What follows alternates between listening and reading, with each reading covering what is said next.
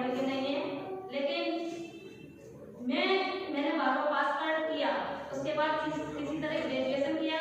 फिर एक मेरे फूफा जी थे, उनके माध्यम से वो जागरूक थे, अम्बेडकर बाबा थे, उन्होंने हमें बाबा साहब के बारे में बताया। तब हमने बाबा साहब के बारे में पढ़ा, बुद्ध के बारे में पढ़ा, प्रेमी के बारे में पढ़ा, इन सारे महापुरुषों के बारे में पढ़ा हमने। तो तब कहीं जाकर के हमने बाबा साहब, बुद्ध, सावित्रीबाई, इन सभी को जाना। और उसके बाद बीएड किया, टीचिंग स्टार्ट की, पेशे से टीचर बट मैं कर रही हूँ पत्रकारिता यहाँ दिल्ली में।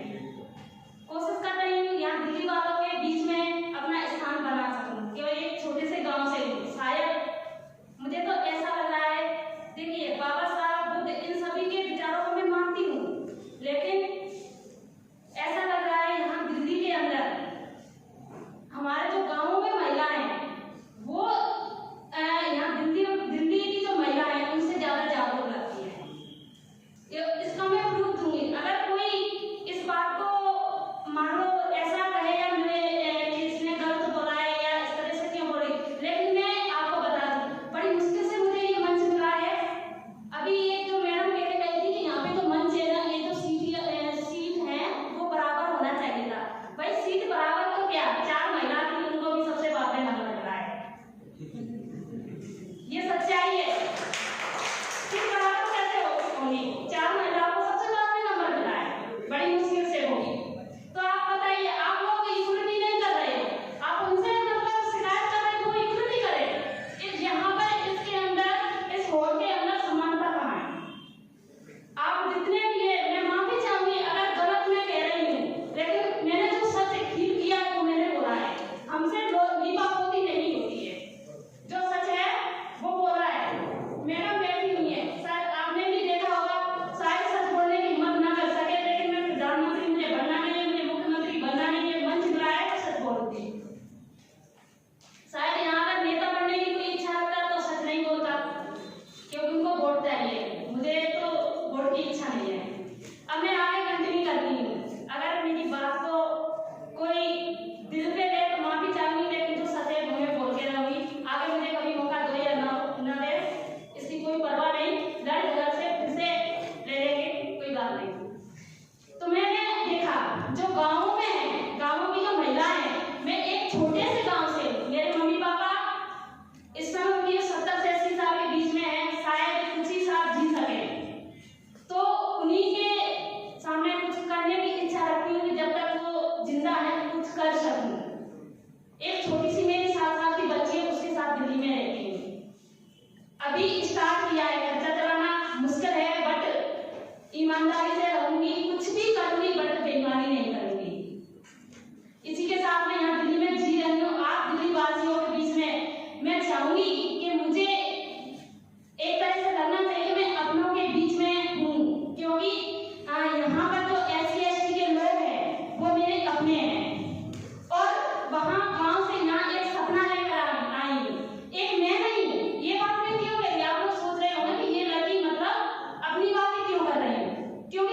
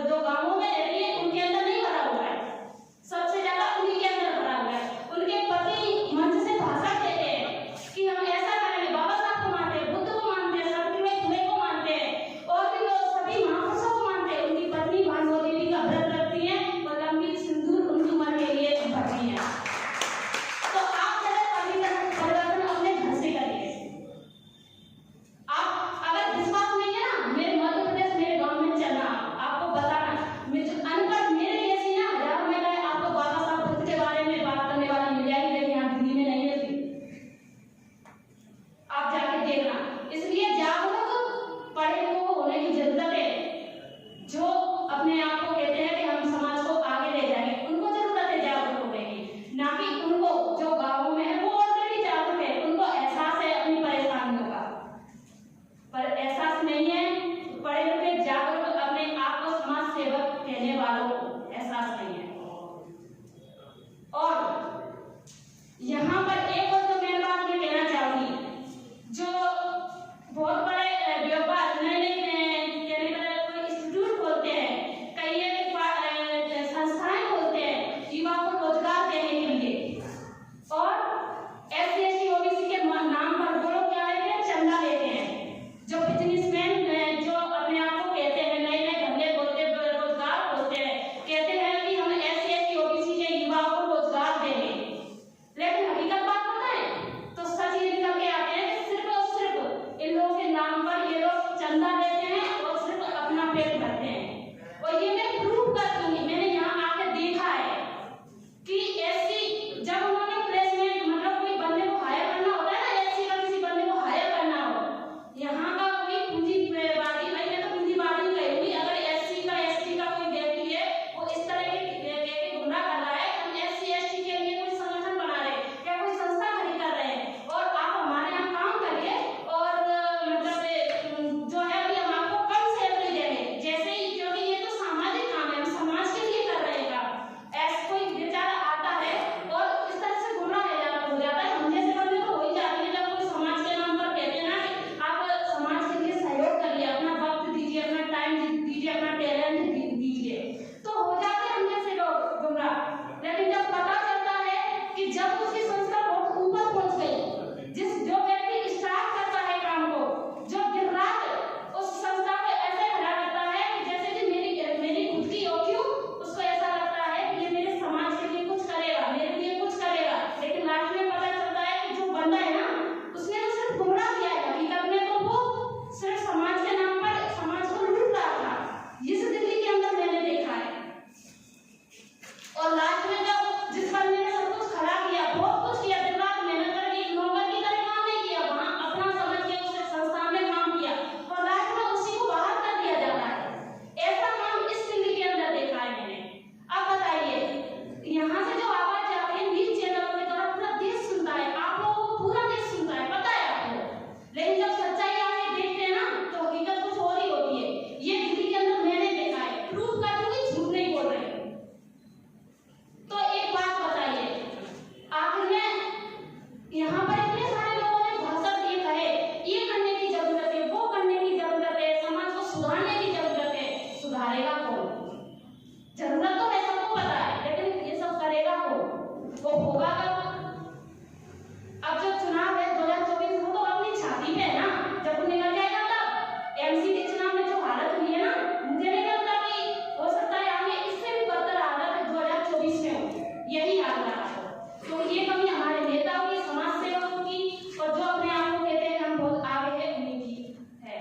और मैं कुछ चंद लाइनों के साथ मैं अपनी बात को खत्म करती हूँ कि सूरज नहीं, चांद नहीं, ना ही तारों की बारात में आई हूँ। सूरज नहीं, चांद नहीं, ना ही तारों की बारात में आई हूँ। गीत नहीं, गजल नहीं, ना ही कोई गाना सुनाने आई हूँ। अरे ये तो सत्य है खुद की रीति का, ये सत्य है खुद की रीति का, और ये जज्बा है भीम के मिशन का। यहाँ गांव से दिल्ली तक मैं क्यों आई हूँ? ये सत्य है खुद की रीति का और ये जज्बा है भीम के मिशन का, जो मैं यहाँ तुम्हें उनके एहसानों को गिनाने आई हूँ, उनके एहसानों को गिनाने आई हूँ। एक छोटे से नगमे के साथ में मेरे खुद के द्वारा लिखे हुए हैं, मैं खत्म करूंगी। बाबा साहब के जो एहसान है हम पर, उनको आप लोगों को गिनाऊंगी। ओ जय भीम, ओ जय भीम, जय भीम, जय भीम, जय भीम, भीम बोल, जय भीम, भीम बोल, तेरा उद्धार